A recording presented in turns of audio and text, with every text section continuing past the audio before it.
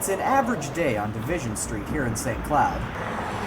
Hundreds and hundreds of cars driving down the pass every hour, each of which needs to be powered by gasoline. But with gas prices reaching an all-time high nationwide, buying that gas is becoming more of a problem than ever. There's a lot of people who have to choose between eating and gas, and I just don't think that's right. U-Local's very own Bryce Zachary commutes from the Twin Cities to St. Cloud each day, and he found that prices at the pump have become so draining that he had to trade up his Jeep for a hybrid. The reason I switched is because, one, I couldn't afford to drive the Jeep up here. There's no way I could afford that. It'd be around $600-700 a month added on to, plus tuition and everything like that. Plus, it's like I was looking for a new car, and I wanted to make sure, with the way gas prices are today, like I had to do something. Even when gas was like $1.50, I was paying like $35 to fill up my Jeep. So this one, I'm paying like near $3, but I'm not even paying as much. Now, while cars like the Toyota Prius do make things slightly more economical, they still require the ever-depleting resource of gas to run. So what's being done? Will we ever see a future where we don't have to rely on gas? Well, I took a trip to General Motors in Detroit to answer that question, and from what I've found, the future is now.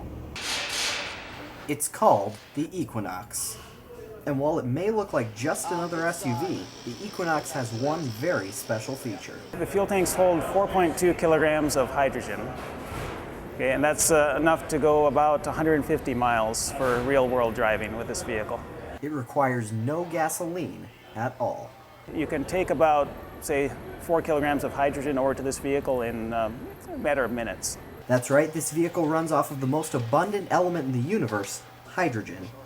GM Research and Development Planner Ian Sutherland says the hydrogen powers the car through a new fuel cell technology, and the process is fairly simple. And so we take hydrogen, run it into a fuel cell stack, and in the stack the hydrogen reacts with oxygen from the air. The byproduct is water, and what we get that's useful to us is electric current, which we use inside the vehicle to power the motor and to power the rest of the systems on board the vehicle. Fuel cell is a very simple device. It's in some sense a battery where we've taken the energy source, which is the hydrogen, and separated that from the conversion part, which is where we take that and change the fuel into electric energy. At the current cost, a full tank of hydrogen will only run you about $20. But the fuel cell isn't just a way to save on gas money. It's also a way to go green. Since the only product of the fuel cell is water, it creates no harmful CO2 or other emissions. Mother Nature will enjoy that.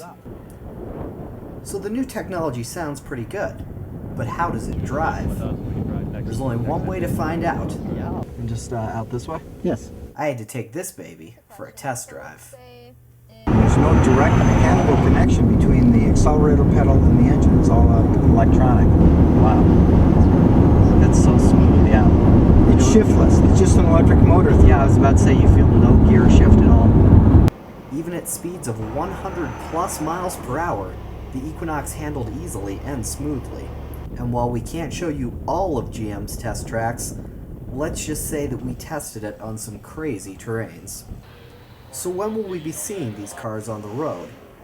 While several hundred are being specially issued for test driving, it will still take some time to perfect the fuel cells and wean hydrogen fuel stations into our society. The prospective release of the Equinox and GM's fuel cell is about 2012, but with other companies creating similar fuel cells every day and gas prices going up every day, the future may come sooner than we think.